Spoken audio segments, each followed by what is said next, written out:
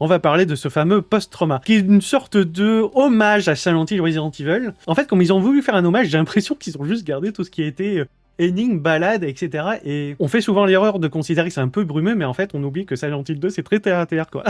Vraiment. Si vous jouez à Resident Evil, ou Silent Hill, ou je sais pas, Project Zero, des trucs comme ça, vous remarquerez que les personnages sont bien plus bavards. Et je sais pas, je trouve que pour les jeux d'horreur, on en fait trop sur tout ce qui est mystère, pas assez dit, beaucoup trop de déductions.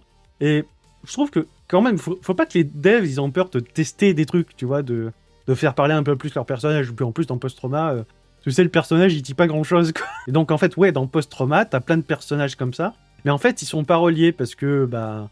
On le compare à Silent Hill 2, mais je trouve que c'est une erreur. Parce que Silent Hill 2, c'est pas fait par hasard, tu vois. Il y a un truc qui t'appelle dans Silent Hill. Et là, c'est un peu gratuit, quoi. Si les devs veulent faire un Post-Trauma 2, moi, franchement, je dis oui, quoi. Je pense qu'il y a un truc à faire, tu vois. Il y a au moins une volonté artistique de faire quelque chose, mais il faudrait que ça soit un peu moins arty, un petit peu plus narré. Ça serait super.